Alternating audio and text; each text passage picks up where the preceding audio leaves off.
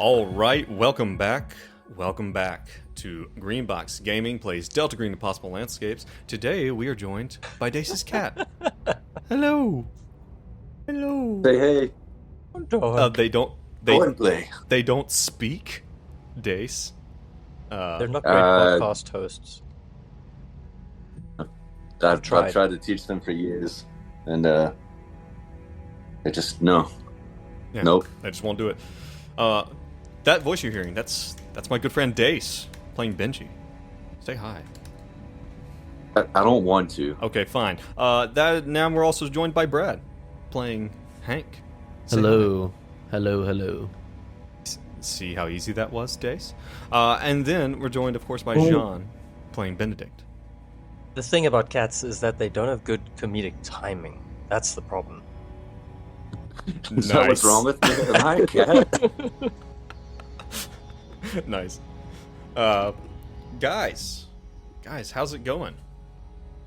We were just talking about a guy who got struck by lightning and can now apparently recall vaguely what the weather conditions were on any day of his life, which is a real dog shit superpower. If you guys were to have a superpower, if you were to get bitten by a radioactive whatever, and get a superpower, what superpower would you choose? You gotta choose one. That would be an Animorph. Be an Animorph. Did you ever read the Animorphs? I remember the Animorphs. It was popular when we were, like, teens and preteens. Yeah. I feel like the proliferation of furries is just really complicates that whole situation. We're already that- the most powerful animals on the planet. Why would you want to turn into a lesser animal? A lesser. Oh, that's speciesist. That's just specious. specious. What if I was an Animorph that could turn into humans? Like Humorph. Also, side note, just for all the listeners out there, one time I went to see Joe for his wedding, and he booked me a hotel Oh, yeah. that was hosting a furry convention. Not my intent. Not my intent. Because I remember, like, we go, like, it was the hotel you were staying in, like, because it was right there by the airport and you were leaving early the next morning. And we go to drop Dace off. Me, my wife, and Dace were, like, standing in the lobby, and down the hallway comes, like, this jingling sound. And it's like someone dressed as a giant cat with a bell around their neck. And we're just like... We looked at each other and we kind of laughed, and we're like, "Huh? Wait, it was because Gabby had gone down the hallway to the bathroom and comes back with her eyes wide, and the guy was behind her. I guess we don't know. It's a guy. Yeah. Like, and she's just like looking at us like, "What the fuck is happening?" Did he want you to pet him? He didn't communicate with us. He's a cat. Like he can't say hey. We've already covered this. Comedic timing, yeah. Poor comedic timing. So we saw the first one, we were like, "That's weird." What a weird. And then we person. saw another one. Uh-oh. And we were like, then our ears started to perk up, and then we saw another one. He just kept coming. Didn't you go over and, like, kind of try to crash the convention? Hell yeah, I did. That's like an anthropological dream. Like, what's happening here? Like, I mean, I'm a fan of people watching. Like, I love going to fairs and stuff to people watch the carnies and that kind of, So just to be able to be a fly on the wall at a furry convention was just so fucking fascinating. Yeah. Like, Did you dress up? If somebody had offered me a free costume, I would have. Because I just feel like you'd stick out like a sore thumb. Well, there were dressed people when I was leaving. There were people there, like, who were in different levels of furry. Like, yeah, there was the full, like, big outfit with the big mascot head and stuff. There are also just people wearing, like, a, ears headband and a You just need to get a top hat and say "Milady," and you would have fit right in. Isn't that a trilby? Isn't that? I don't know. Isn't that? Jean, There was a guy. Oh, go ahead. Are you? No, we can move on from the furry convention. Reconsidering that. Jean, what's your superpowers? What would your superpower? I used to, when I was in kindergarten, I used to want to be a fire truck. So I feel like I'd have to choose fire truck. The ability to be a fire truck. Like, I imagine that you get bitten by a radioactive fire truck, and now you have the power now you have all the powers of a fire truck. And the reason I remember this, water. no, everything. But also, I meant fireman to my grade school teacher, and then she laughed at me because I said fire truck. But now I'm just gonna lean into it. Did I just re-traumatize you right then by laughing at you? This is every day of my life. I think I mentioned this last time, but John, go look up AI generated movie Tom Hanks Bus, and I think you will enjoy it based on that. Your description of it. I imagine fire truck related content from Brad. I imagine that you turn into a fire truck, but not like a fire truck that has the intelligence of Jean, like a transformer. It's just a fire truck. It's just a fire truck. you just whoop, and now you're a fire truck. Yeah. Cool. Tight. Brad, superpower. Trust fund would be nice. Ooh, the trust fund superpower. A trust fund. A trust fund. Just give me money. Money is a lot like a superpower. So we have an Animorph, a fire truck, and a trust fund kid. How about you, Joe? Oh, probably like the ability to go back in time and like inhabit my own body with the knowledge I have now. Like, just imagine, like, on one hand, like, it would totally change your life, and, you know, but on the other hand, like, God, like, you always think, like, God, if I could go back. Like, maybe I just live with more regret than than other people. I don't know. I'm like, I just want to go back and fix the things. No.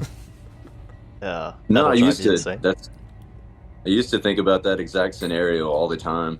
And then I realized it was ultimately fruitless and a complete waste of time. So And you don't want to invite those weird time paradoxes. Like, that's just not a nice way to live, you know? That's how you get a time paradox. You could go back in time and then bet on games you knew the outcome, and then you could get money that way too.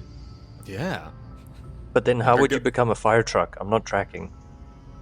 Well, but here's the thing. You bet on the games, you get all the money in the world, like what Brad was talking about, and then you can afford to fund the science to turn yourself into a fire truck. To get a fire truckectomy. Yes. And while you're doing it, you can also, as a side thing, fund the Animorph research. So, listen. What I'm saying is that my superpower enables all of your superpowers, and you should say thank you to me. Thank you, Joe, in advance for when you go back in time. You see, no, that's already it's a paradox. It's a paradox. It's a paradox. Don't destroy the universe by saying thank you at the wrong time. Yeah. Can you imagine how much it would suck to be in your current state of mind, but trapped in a child's body, like a fucking 4-year-old? Depends on how young. I could get a lot more done, man. Imagine if you were this is a thought process I'd had before. Like, imagine if you were like 9/11 happened in 2001, right? We were all allegedly. Allegedly. Oh no. Is there a conspiracy theory? No. Oh no. Let's move along. We'll get to that later.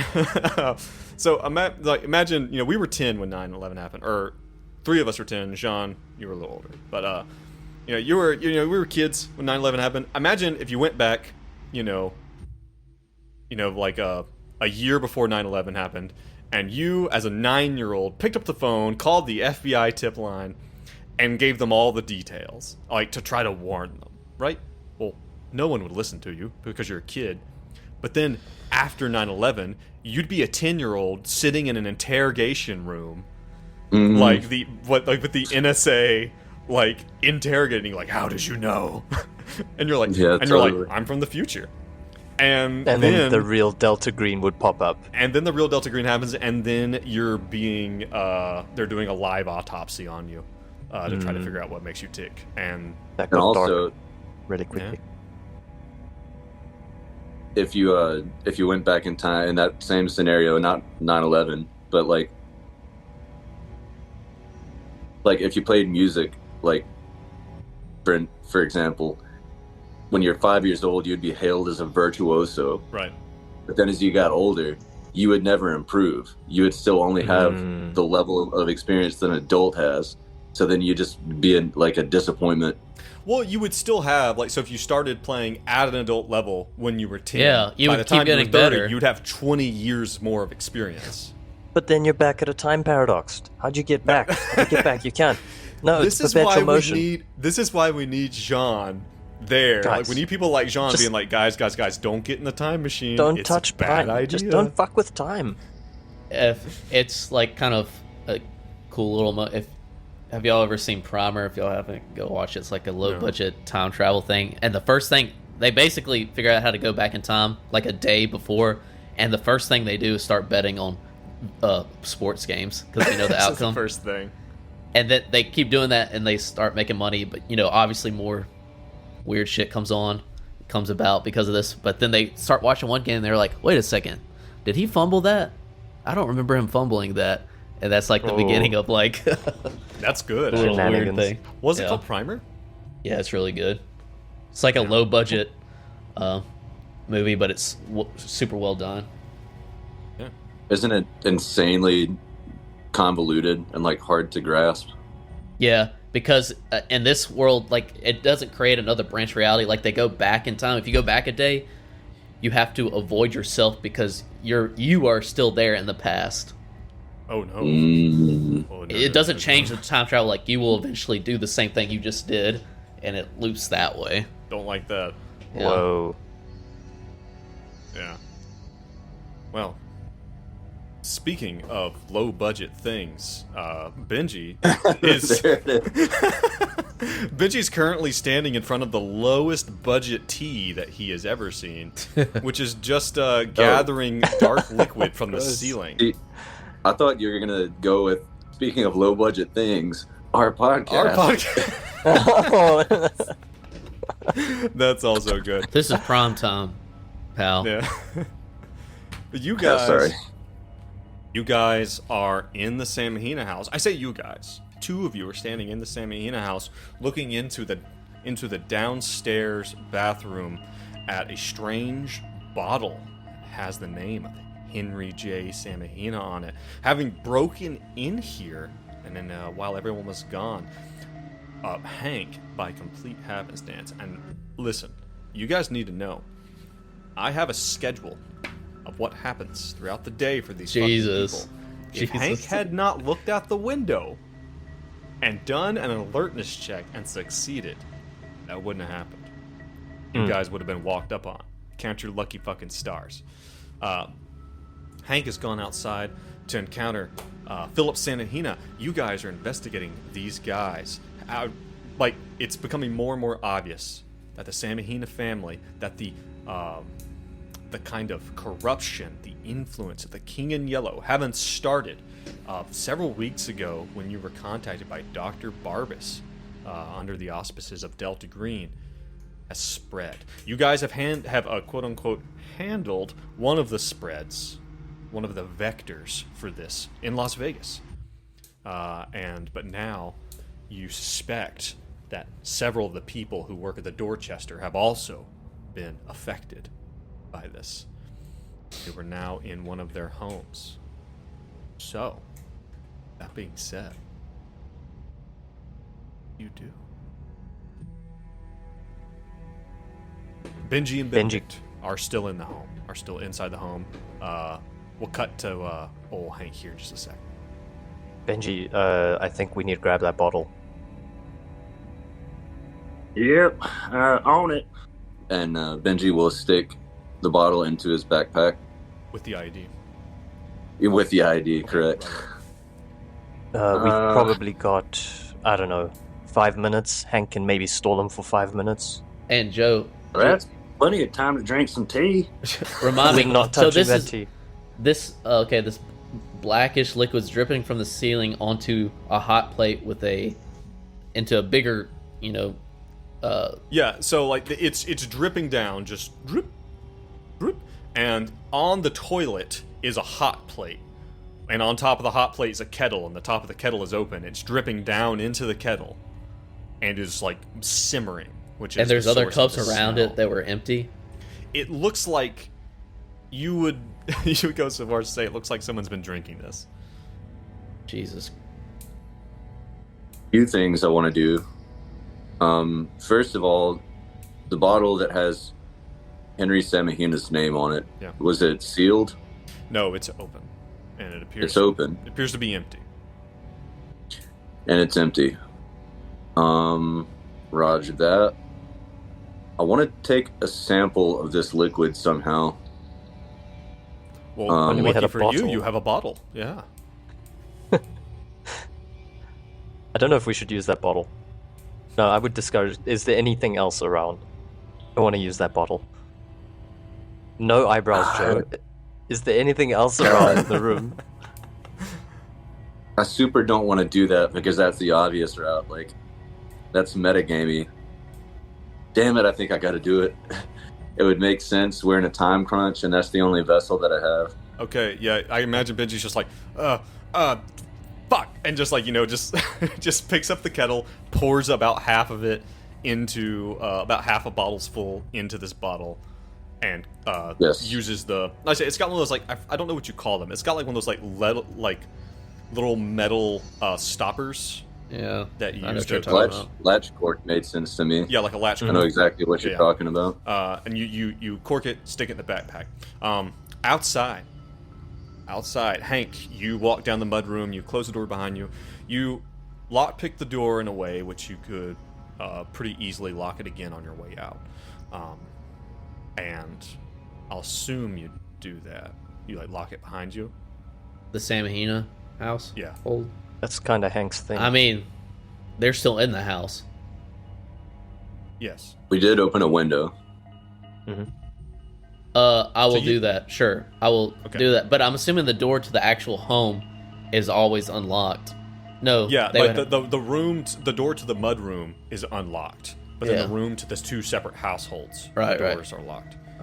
All right. So, and you go down, and by the time you get out of the mud room, you can see like Philip Samigina is walking down the street, still about probably 100 meters away. I'm guessing there's some kind of fence. Whatever. I'm gonna walk out hastily to the street area, kind of the public sidewalk,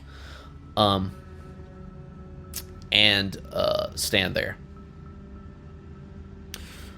All right, you do so. Roll me a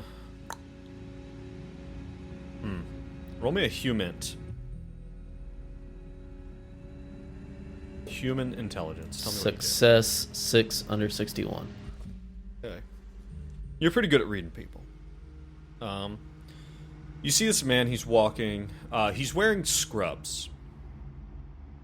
He looks, you know that he is an orderly at a hospital. And he's walking, and he's like on his phone, and he glances up and sees you. When he sees you, he like double takes at you. Hank, you get the sense that this is not a what is this person in front of my house double take. There's a hint of recognition there. Almost like he knows you. But very quickly his face kind of evens out. And he puts his phone in his pocket. He's you are wearing your FBI thing and you're standing directly in front of his home. And he says, good morning, officer. Good morning, sir. We've got reports of a gas leak in the area. I'm just now going to my car. I'm going to have to put tape around this entire section of the block. We got more guys coming down soon. Do you live in the neighborhood? Yeah, I live right here. Roll me a luck roll. Roll me a luck roll. Let's see what happens here. Fuck! 87. We don't have gas in our house. Well, it could be coming. We haven't narrowed down. We don't even know it's gas. We haven't narrowed down the leak yet. It could be, like I said, this entire block. We're not entirely sure. For your safety, let me get your name, your ID, and if you could just clear the area, frankly. All right. If you're going to try to attempt to get him to not enter his home, you're going to need to roll me something. Okay, that's what I'm trying to do. I mean, I'm thinking, like, you could persuade him. If you're kind of going this, like, if you're trying to, like, swing your, like, your law enforcement clout around, then maybe a law. Maybe you can convince him that he has to do what you say. Could he get a Threaten bonus to if sue he him. flashes his badge? I mean, he's already wearing... You have a certain amount of authority already. Like, you're wearing... Like, you probably have your badge on your hip kind of thing. You have your FBI windbreaker, and your bulletproof vest says FBI across it. Well, this guy knows who I am, and Hank knows he kind of knows who we are. And it's not beyond... It's... I mean, you know, fucking... What's his name? Sent out... basically, watch out for us, you know, to what's her name in Vegas. So who knows how many other people involved with this. They've been like, Wait, hold on. I got lost on those. What's his name and what's her names? Who sent? Oh, that Barbas. I think that Barbas basically, you know, sent something to Ophelia and was like, these guys are trying to interfere. I forgot the exact context. Okay. With us. So Do you think that because they're affiliated with the Encounter Group, that's how he recognizes us? Yep. Like, Mosby sent something... Barbas, rather, sent something out probably to them is what I'm going towards at this moment. But anyway. Make me that roll. Alright, I'll try law. I want to see what you do here. Failure again. Alright, Philip, he's like, listen, sir, like, I've got, like, a few minutes, like, I just need in and out, like, I need to grab some stuff, I need to grab my lunch, and I'm out of here, just real quick. I don't even have gas, it's not my house, I gotta go, I gotta get in here. Okay, Hank's not okay, gonna let up. I will say this, you guys did open a window, okay? I will say that you guys can make this out from inside, and that obviously you're aware that this interaction is probably going to happen. That Benedict and Benji can be aware of how well or how poorly this is going. Okay.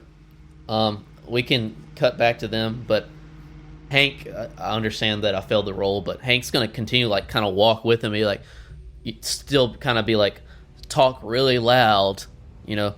So maybe you want to go in the house? At the very least, let me, if you would allow me to come in and just look around. It's best for the safety of the entire neighborhood, you know.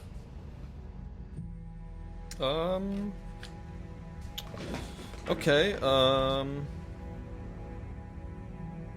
So he'll when you say that, he's like, all right. Okay, I guess.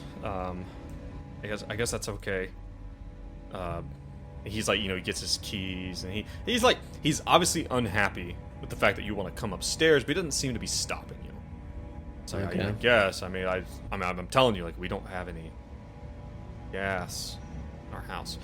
So back to the other two of you. You guys see that these two, and maybe one of you was like looking out the front door or looking out the front window.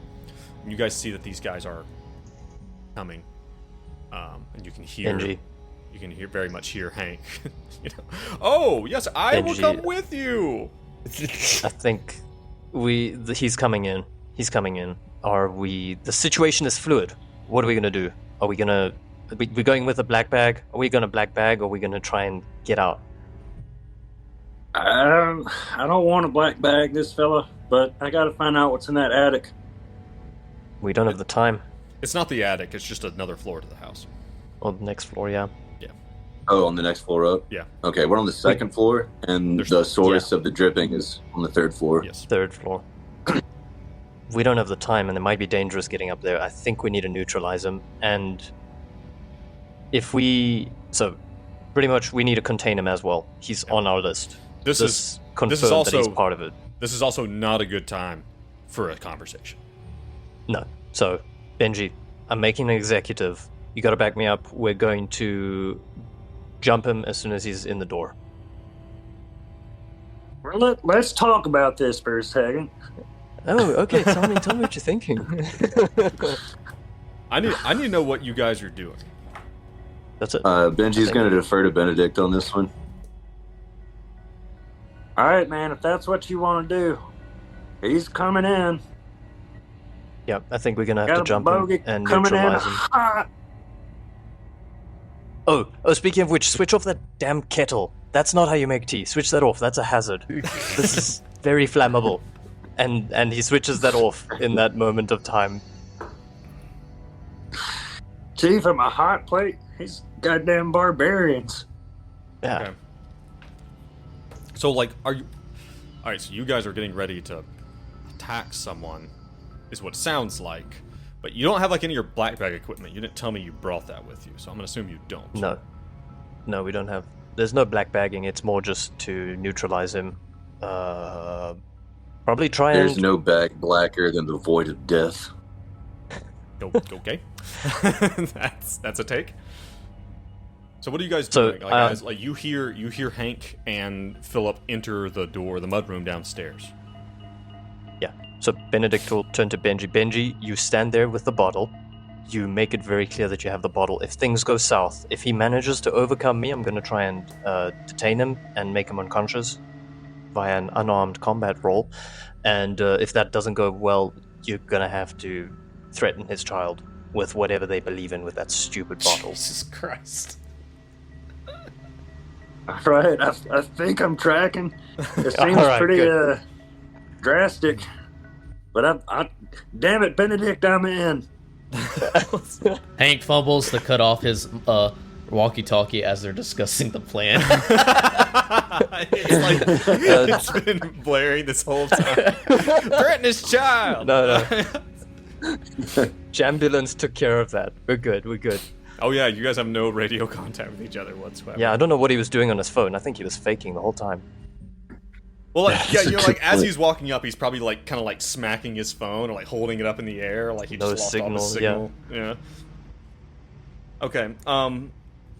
So you guys are not hiding. Is my big question. Behind the door. So when he opens the door, gonna jump in. Not hiding.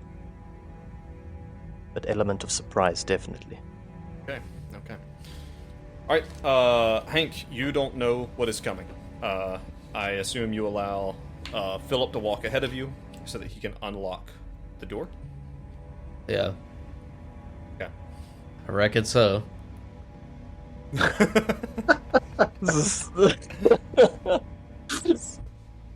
Alright.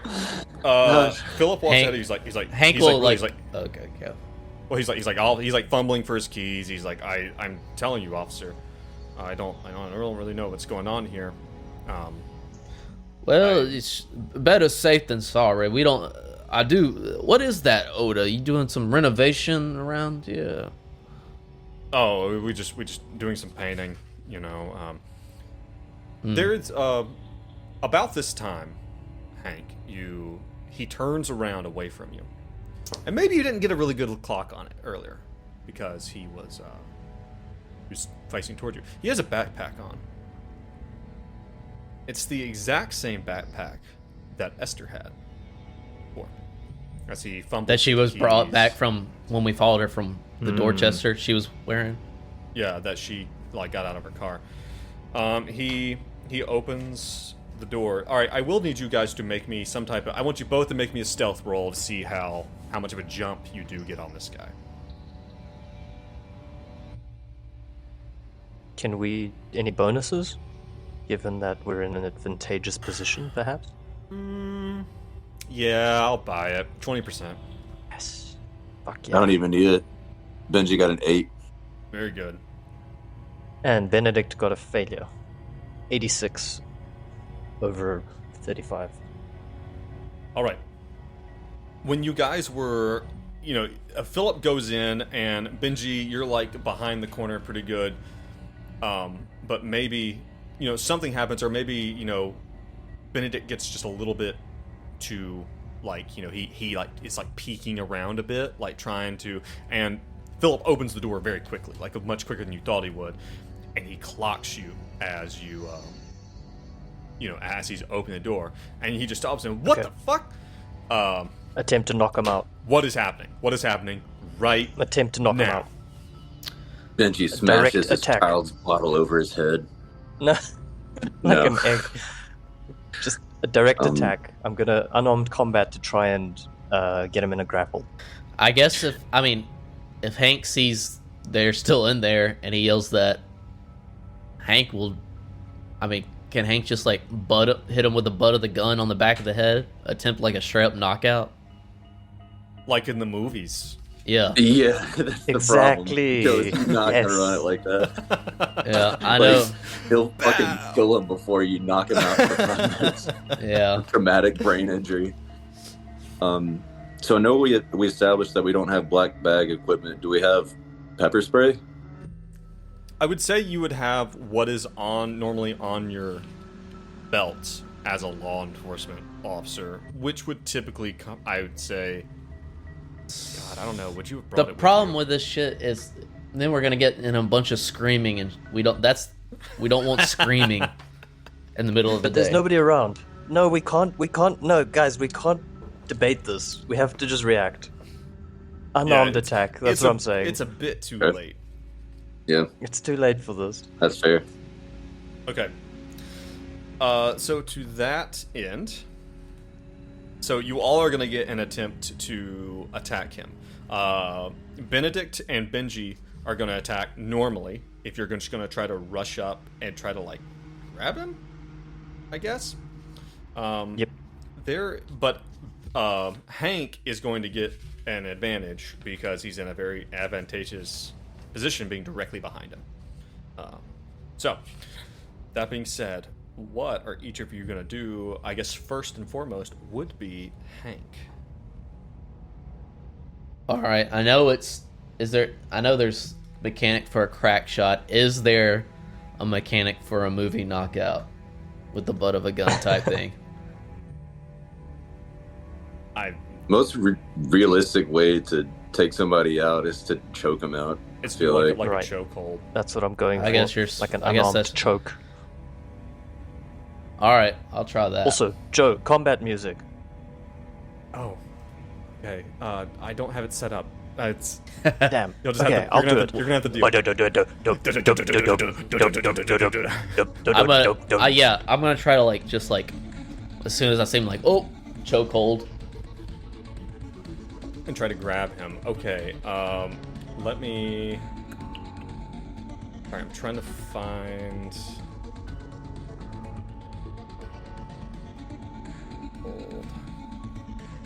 Trying to find the best way to go about this, to like actually lay hands on somebody and hold them down, which is like kind of how I'm thinking about this.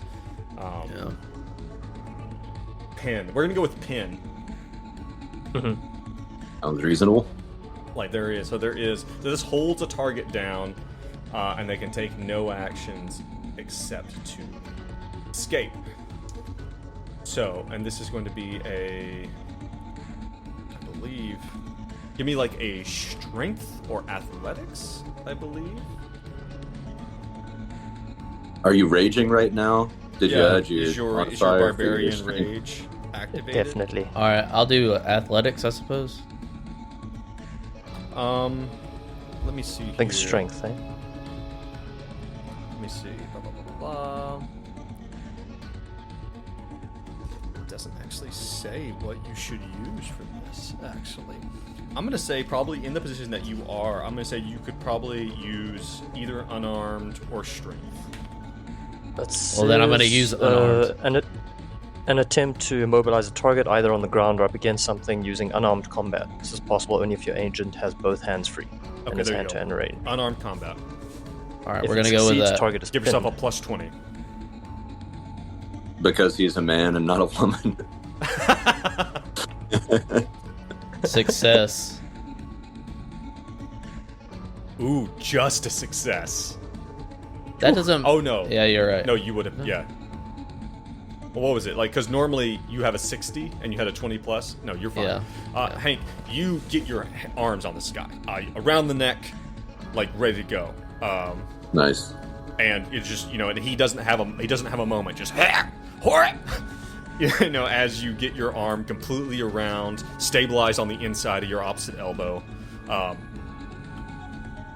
Something weird happens. Hank, you get your hand around Philip's neck. The two of you go forward to attack him.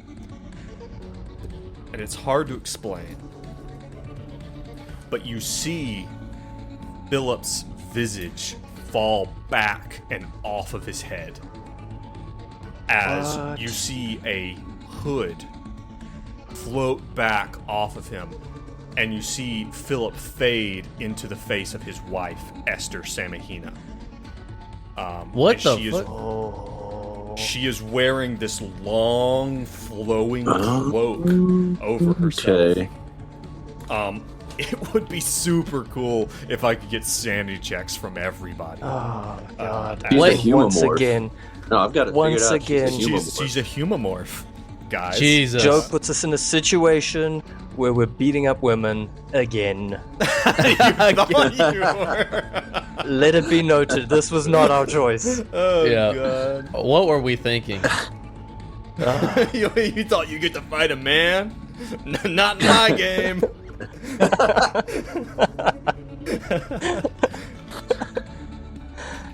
Success Okay, so that's from why the Benedict. backpack was the same. And that makes me think that it's her husband that's dead on the 3rd floor because his car hasn't been driven in weeks. So what the hell happened to the kid? Also, John, do you mind rolling a sanity for me? I don't think I can on yours. It's going to be the same. I could it'll be the same. You can do it. Yeah, it makes sense why there's no talking in the fucking house. Yeah. Maybe. I don't know. Did she do that? So this is Benji's role here. So it's a failure for Benji, a success for Benedict, for Hank. failure for Hank. All right, you guys are not going to. Oh no, it's just one. You guys take 1 sanity damage. I will annotate that on your sheet for Okay. old Benji. Thanks. Can Hank deflect? Of course you can. Does Benji want to deflect? No, I'm gonna take it. Okay. I want to deflect to Cindy. All right, roll that d4. It's a 1. All right, remove 1 willpower, remove 1 bond point from Cindy. A dangerous game you're playing. I'm on the breaking point, or about He's to on be. the he's on the Yeah, break. you have to. Okay. You didn't get to go to a support group and talk. Yeah, he didn't get to air out all Hank, of his crazy I know laundry. it might not be the time right now, but I know some folks you should talk to. I think you're holding one of them. So, Joe, mechanics-wise, I think Pin is actually just a way to immobilize the target, but we're still gonna have to get their HP down and pretty much beat into them. Very true. So the other two of you being shocked, but not shocked so much that you can't stand it. Wait a second. Hold on. Somebody in your group has a bit of a problem with the unnatural. Has catatonic fugues. Shit. Oh no. So let me see Catatonia. here. Fugue is in like the musical composition, right? Yeah. So, Benji, if you take sanity damage from the unnatural, it has a tendency to trip these catatonic fugues that you experience, or you can repress them. I guess I should have deflected but I'm not going to be a weasel and go back on that. So, what are the mechanics of suppressing? I'm glad you asked. We're going to learn this together. Kind of crazy that hasn't happened before, but I think it's just because we always forget. Yeah, we always forget. Let's see.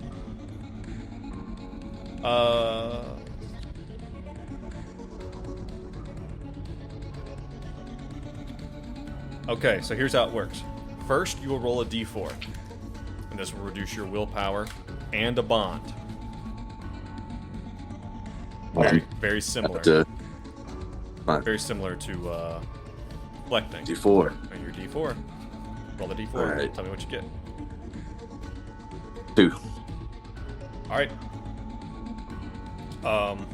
Reduce your willpower by a d4, and let's talk about your bonds. You have Sandy, Zara, and Dr. Wendy Wright, who's your old professor. You need 2 bond points off of them. How many points do I have with my mentor? 11. I'll deflect from that. Okay. Now, here's the thing, though. You still need to roll a sanity roll right now. If you fail, was that 2 willpower points as well as a deflection?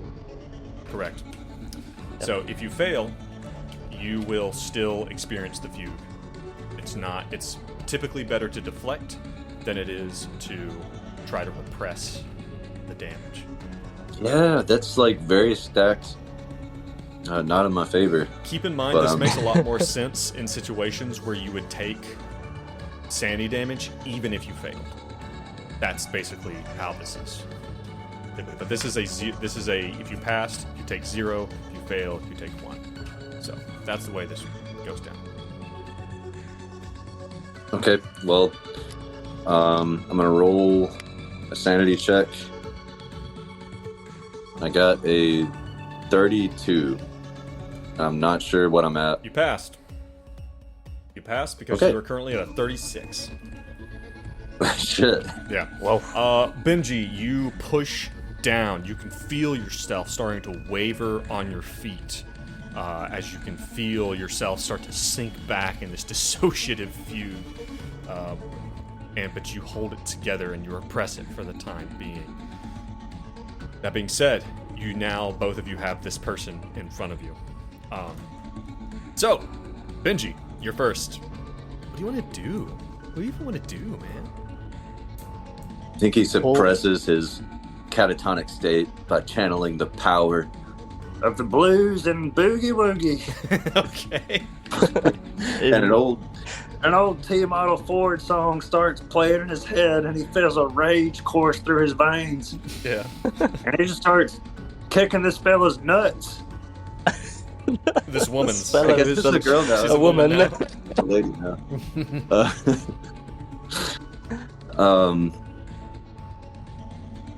So mechanically, they're restrained, but we just have to take them down to. Yeah. How do you knock somebody out? Here's the thing. I need to know what your intent here is. To immobilize them. To immobilize them. Okay, you have. They're already immobilized. They're currently being held. Esther Samigina now is being held by Hank, and he has a pretty good hold on her. You don't think she's going to be able to do anything right now. So you think if you want to further immobilize her, you don't really have the equipment to do it. You didn't bring your snatcher duct tape, or any of your cool black bag stuff. But you could beat her to a pulp if you want. I did. I will. So here's my argument. Okay. The first thing I did when I came into this apartment is open all the cabinets and all the drawers. Okay. Everybody knows there's that one drawer in the kitchen that's just filled with junk. The junk drawer. Yep. And it usually has tape in it. Do I need to roll? Luck roll. Yeah, I figured that was coming. Let's see. Shit, 59. Oh. Not lucky. You didn't see any tape when you were in there. What kind of junk drawer doesn't have tape in it? Look, there's stuff going on. The King in Yellow took it. All right. And just So just mechanics-wise, so we get bonuses against the target that's pinned target. by 20%, Yeah. and they get to escape or attempt to escape once per turn. right. Okay, fine.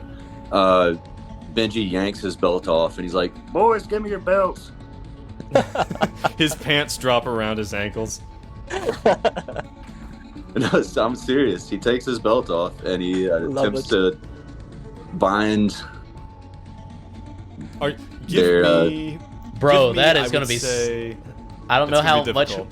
That is so hard to do. That's awesome. Okay, she is restrained. What do you mean that's hard to do, Brad? It's just hard to do. What Take are you your trying... belt off? And restrain someone with a belt. Yeah, but I would say that belts aren't Start super with the good legs. at that. Here's the thing, keep in mind. So let's think about this way. She's restrained and currently fighting off Hank. She cannot really resist you in this so much while she's fighting him. Also, belts are not super good. Like, it'd be easier if you had rope or something like that, right? So this is an improvised thing. So for those two reasons, I'm going to allow you to do a flat check with no bonuses. It's going Let's see, to it cancels even out. out. So, I don't know what kind of check you're going to make, though. Honestly, like, maybe like like an athletics or a dex or something. Or an unarmed combat? What do you think? What do you think Benji's going into this? What do you think how is he trying to leverage himself? I think Dex makes the most sense, Okay. I'll roll a dex. and I say that not even knowing what my Dex is. Yeah, so roll those dice. not bad. And let's see. You tell me what you get. Shit. Crack dice. So I got a 10 and a 7. 17. Okay. You managed to get this belt around Samigina's hands. She's gonna have a very, very difficult time moving about and whatnot. Because we got okay. She is now going to attempt to escape. She is going to do her escape check. Does she go before Benedict? She does. That's sad. Why is Benedict so slow? Why is he so slow? Why did you make him that way? No, which attribute is it that makes him that? Dex. Dex, okay. Why did you do that to him? Why did you make Because he's him stink? super charismatic. He's good at talking. So bad. Let me see what she's got here. She's going to use her... Ask her for tea. Quick. Obviously. Dude. Ask for tea. Ma'am, sorry for this. I saw a teapot. Can I use it? She points into the into the bathroom. Be my guest. What is the base unarmed combat? 40. So roll either strength. Okay, they're Or both going to be the unarmed same combat. for her. Yeah. So we're going to roll That's a here. defense So we roll got- against the person. It's a against the 68. agent. That is a failure for her. She does not get it. Benedict. Okay, I like your belt thinking. I'm gonna also take off my belt, and for him, he's also got. So now very there's big two pants. people standing with their pants around their ankles. Yes, and he too will try to constrain. Well, actually, That's no. not a good look, He takes- fellas. This is not a good look. It's truly not a good look. When It keeps it's bad happening. enough to just punch the women, and we somehow found a way to sink even lower. Oh god. Let's just What is happening? Oh jeez. All right. fucking push through. All Yeah, right, I what are you think our doing? intention is to just constrain her further. So Okay. like, we're pretty much constraining. Okay, you can take a plus 20 if you're going to attempt to like get her ankles or something. You see, Benji, you take this lead. And what was that? Unarmed combat or dex? Give me a dex or an unarmed combat. Whatever you Right. think is more applicable. I'd say probably. And monkey see, monkey do plus 20. Critical success. Hogtied. Nice. All right, yeah, you get the Nice. belt around her ankles, and you know Hank's got her He's got her in a headlock. Her wrists have been like restrained. Like Benji's done like a surprisingly good job, and you do an incredible job. Like, you get it so tight. It's like you probably get it like like maybe you like tie it up like kind of high, like around, like that's like even more disabling. But she is like, maybe it's because Benedict's gained a little weight over the years, so he's got a little more belt. It's a lot of Arby's than Benji. Yeah, it's a lot of Arby's over the years. And that's the flavor of the crit. Being pudgy. Right. Way to go, man. But you were able to like, you guys think that you have her pretty well. And the only reason she's not currently yelling is because she's in a chokehold. Otherwise, she'd be screaming right now. That being said, guys, you guys are so lucky at this shit. You have her in a place.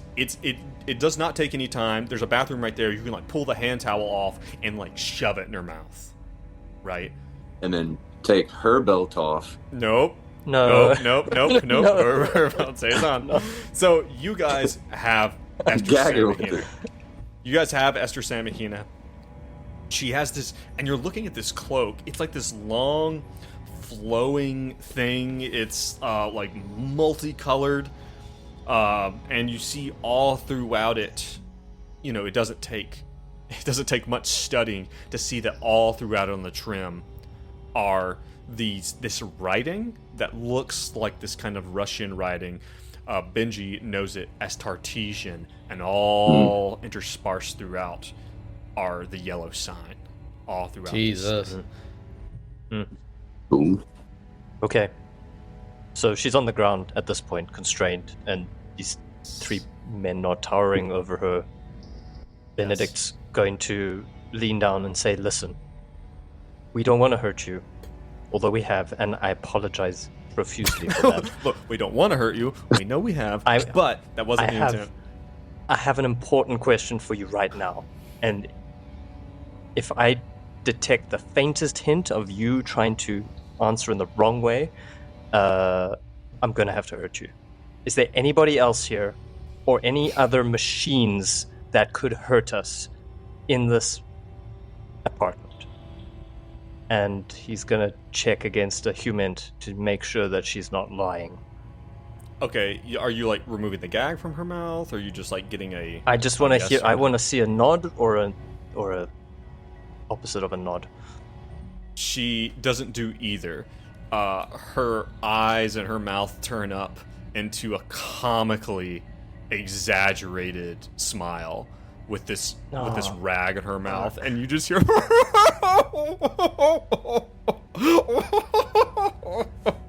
That's an unpleasant cackle. As she's just like, her eyes are wild, her pupils are dilated. She's not even struggling anymore. She's just like, and you feel like she's laughing at you. Okay. Let's check the backpack, guys. And keep an eye out. All right. At this point, fellas, yes. Let's. Hank hands over the backpack. He's like, I feel we are. Our time is limited here at the moment. Let's try to do whatever we're gonna do and get the hell out of here. Yeah, maybe check the backpack out later. Let's just see what's going on the third floor. Oh, we're right here. Let's do the backpack quick. Okay. Who knows what hellish thing is dripping down from the third floor? You open up the backpack. The backpack now appears to be quite empty, where before it looked like it was, had something in it. It doesn't take much for you to think like, shit. You think that Esther may have previously probably had this robe. This long, flowing robe in this backpack. This robe of illusions. All right. Yeah, that is interesting. Do we have time for Benji to roll an occult on that robe? You're gonna get nothing. All right. Next. I'm gonna tell you right now. Somebody needs to stay here.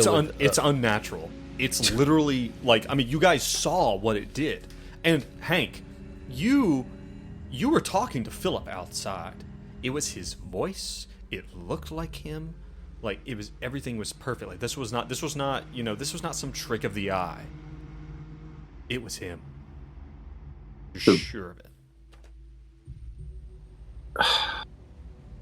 Yeah. Benedict does. You don't have Benji to understand does have an it. unnatural. Keep in mind, it is unnatural. Yes, you don't have to understand it. What are the stats on this robe? All right. Benji rolls detect magic. You roll detect magic. Next thing. What level caster are you? Oh my gosh! Stay focused. 12th level. No, stay focused, guys. Go ahead, Brad. Next thing, Hank's like, we have to clear this room. We have to clear this apartment. I'm going upstairs. Someone should probably stay with Esther. Yeah. In this time, you can probably, secure her even better. If one of you basically wants to sit on her, or like whatever. Like she is sufficiently contained, you believe. Okay, Benji's gonna follow Hank up to the 3rd floor. So wait, Joe, are you saying Hank, we can leave her downstairs? I'm not telling you what to do with her. I'm saying that whoever is with her, like one person can handle her. All right, I'll handle her then. I'll stay down here. Hank, Guys, take this flashbang. And he reaches into his loose pants and gives Hank a flashbang. Thank you. He puts it in his jacket, and Hank hastily but carefully makes his way upstairs. Like you have your gun out. Yep. Okay. Yep. You start heading up. There's this really narrow stairwell that goes up to the 3rd floor, and the all around, all on the walls, you now see the sheen of this linseed oil that's been painted over, and it's still pretty strong. And the smell, which was which was increased down towards the small bathroom downstairs. As you're going up, you kind of get to a place where it seems like you're getting away from the smell, but then it seems like you're getting closer to it again. On the 3rd floor landing, there are 3 doors ahead of you, and if you kind of reference your map here in front of you, you'll kind of see that this is, if you're looking at the map, you see where I'm pinging. You come up these stairs, and there's this big kind of open landing that appears to be has been transformed into kind of a sewing room. That there's some tables and a big kind of new looking sewing machine sitting there, and what looks like clothes and costumes all scattered around, all over. So, and as you come up, you see that all across the colors you see are red and gold and yellows, and one of the first thing that jumps out to you is this image of, is one of these coats that looks like one of those double-breasted, old-school bellhop kind of outfits, kind of costumes. Benji, you've seen this before. Where have I seen this before? When you guys had returned to your burn site, the canonical location of the murder board on Roll20, you had heard something and seen someone upstairs. A strange, clunky, puppety type movements that was wearing a very hotel-y bellhop kind of outfit. Really reminds you of this right here. In addition to that, you see that around on the tables are long, flowing, golden, silvery robes that both of you recognize from the encounter group. There's a big pile of papier-mâché masks all laid out to dry. And there's what looks like a big bowl or a cooking pot that looks like someone's been making papier-mâché in. And each one of these masks looks meticulously made to be nigh, indiscernible from each other. If you want to investigate any of that a little closer, you absolutely can. This is just what you're seeing from walking by. We done found the prop design for the encounter group, Hank. It's the most nefarious thing possible. Set design. Hank is not gonna look at that any closer and gonna just start clearing the rooms. Benji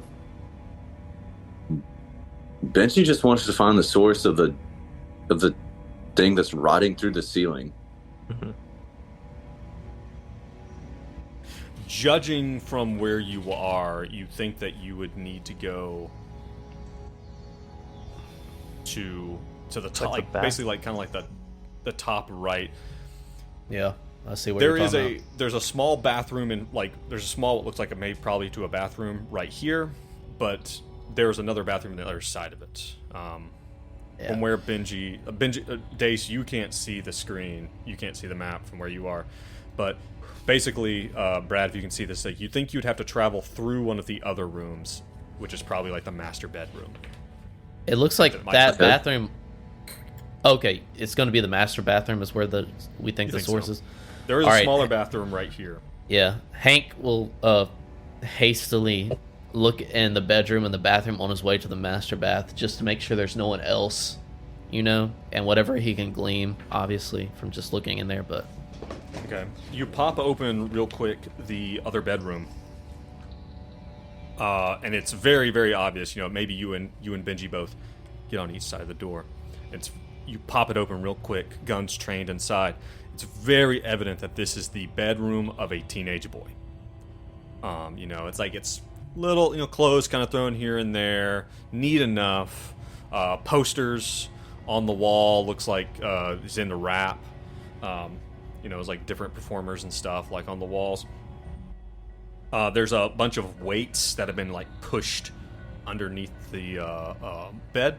All on the walls with the posters are hand drawings of someone who's obviously talented but probably quite untrained artist.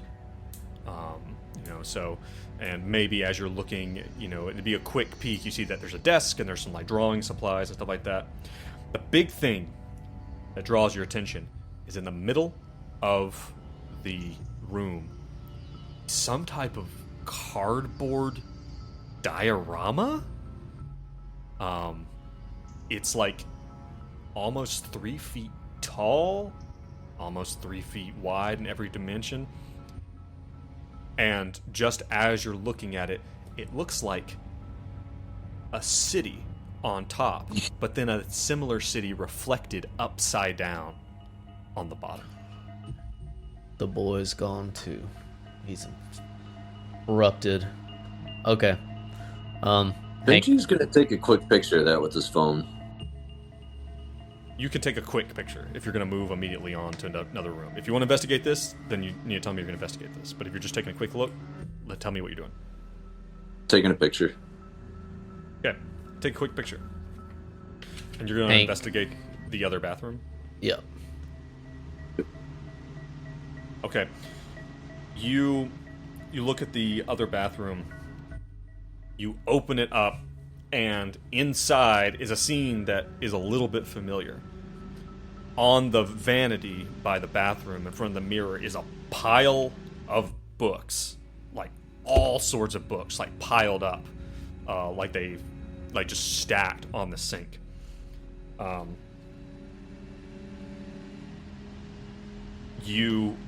As you look in, like that's the big thing you notice. You see that. Looking like you see a stain that looks like it's almost seeping underneath the wall. That looks like it's coming from the other side. A similar dark stain. It smells a little strong in here. And on the mirror, you would have to sit and study it for a bit and see what's up. There's something looks like maybe scratched or marked on the mirror, but it would take. You'd have to actually get up in there and like kind of deal with it. Noted. There's things of interest in each room. I guess Hank makes his way to the master bedroom. Okay. You guys again open the master bedroom door, both on each side.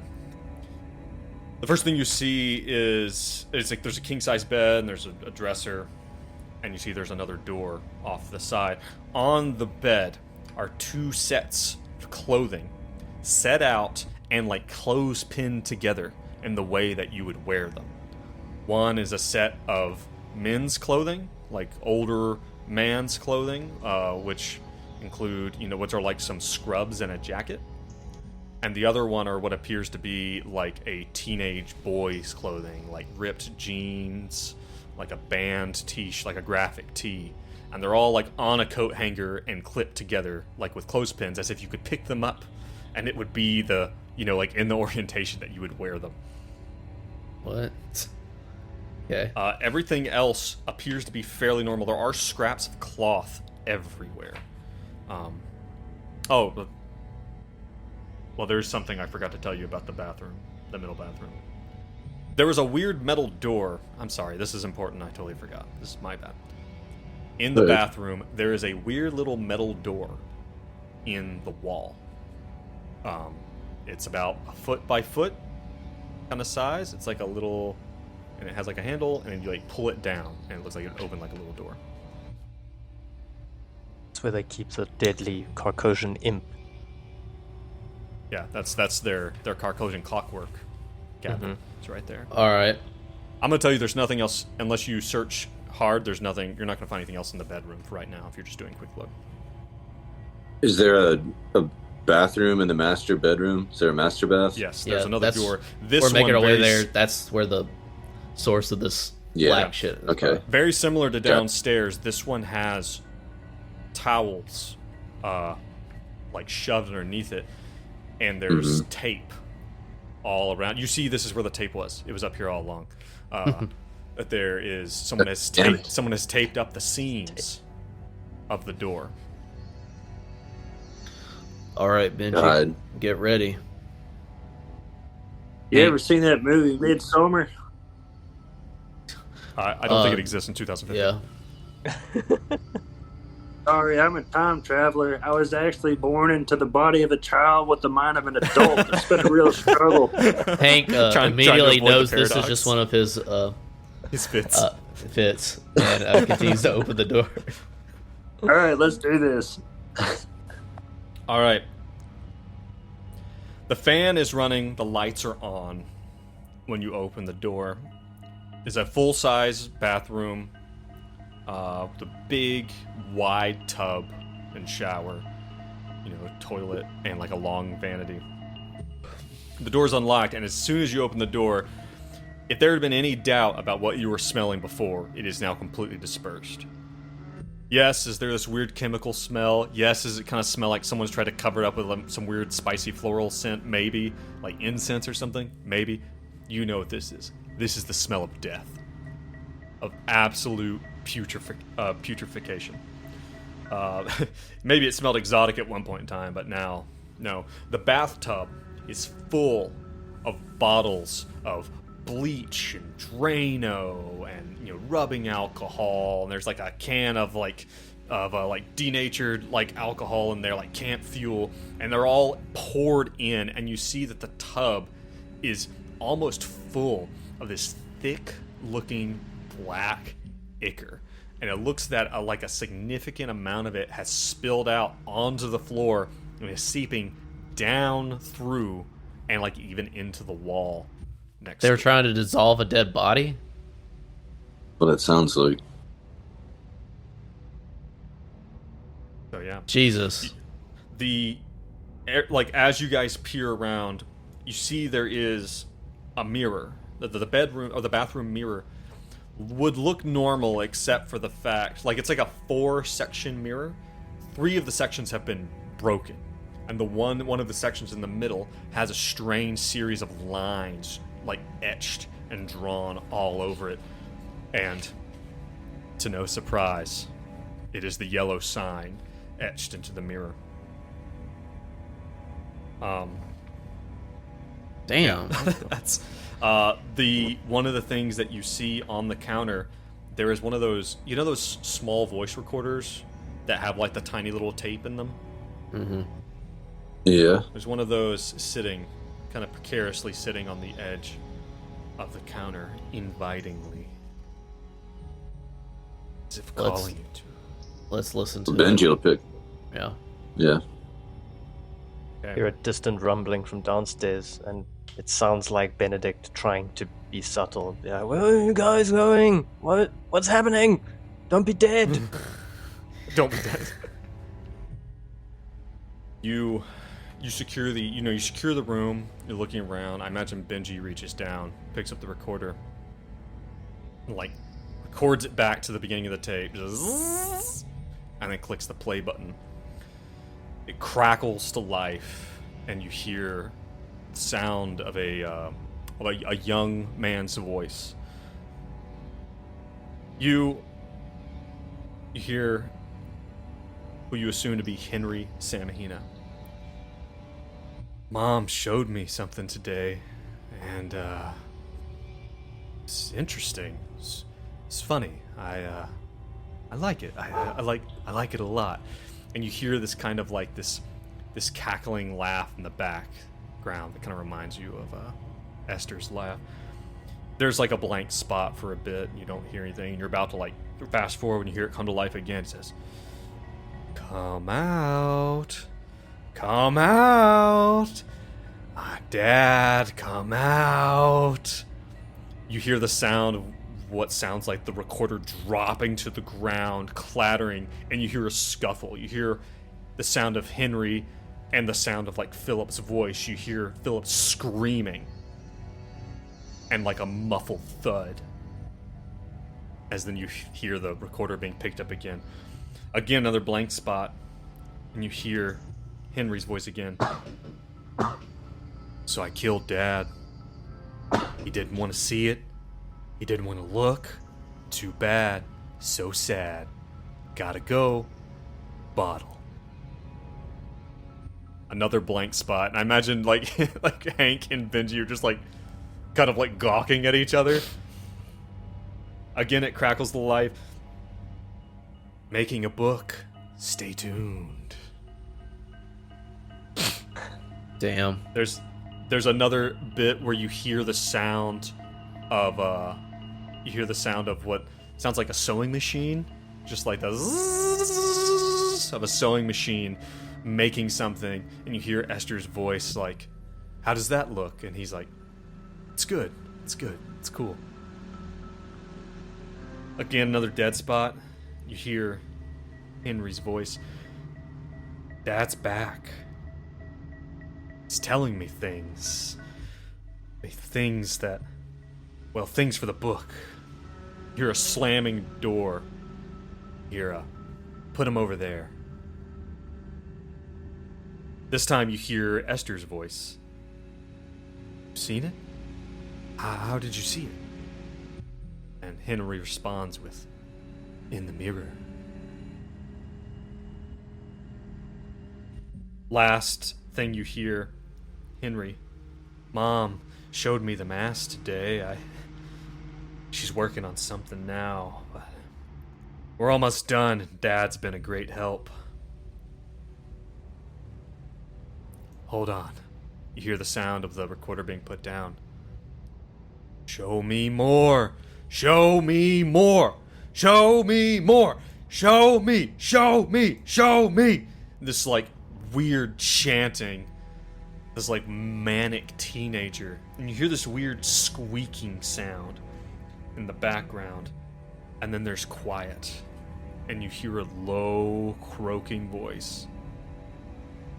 "And so we come to our end of Swords. A play that contains multitudes. All who died. All who live. All who yet shall. Upon this stage. Forever."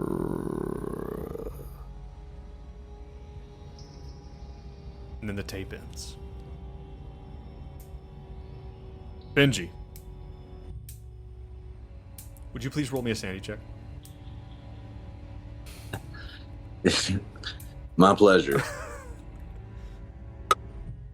Nicely done, Joe. Yeah. 0, 0, and 8. You pass. So I guess that's 8. You pass.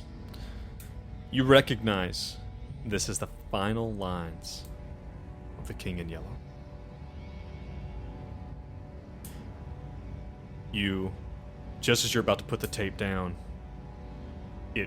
you hear one last thing. I was wrong. You hear one last thing. You hear, again, Henry's voice. I found a way in. I'll send Dad first.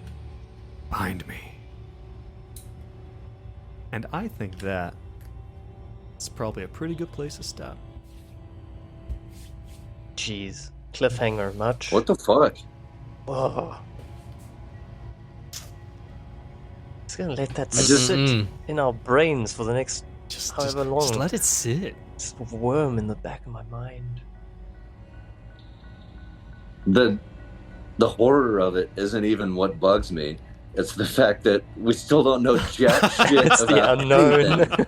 That's what bothers me. Yeah. They were What are you drinking. thinking? Well, how could they? It sounded like they killed the dad, but then the dad's back. I don't know what that necessarily means. Yeah. When they first said that, I assumed that was the dad's, what was left of Philip in the bathtub, and they were like drinking that weird concoction. Because he said Dad is helping out, so I assumed like that's how he was helping out. They're drinking his maybe distilled remains in some sort of like ritual, looking into the mirror. But then he said he found a way in, and that he was sending Dad first. Yeah, that man. doesn't track. And also, Joe said that when you saw Philip, it was actually Philip. It appeared to be like. Yeah. I didn't mean to state something like that. Like, no, that was. He cannot Philip. attest to the reality of what's happening. Just It the appeared- observations. Okay. Due to the magical nature of whatever is happening, it was, as far as you could tell, 100% Philip. It was very. So, in all likelihood, it is Philip whose body was dissolved in the bathtub when they were distilling his ichor through the ceiling. As a weird filter. As one does? Maybe. As one does. Yeah. Or this is the way in. Maybe the bathtub is the way in. Yeah, you go first. I think Yeah, somebody's getting into the blood right pool. off in there. the mirrors. I mean, there's All the the mirrors. yellow. The sigil is on all of the mirrors in the house, Yeah. and the kid said something about the mirrors being.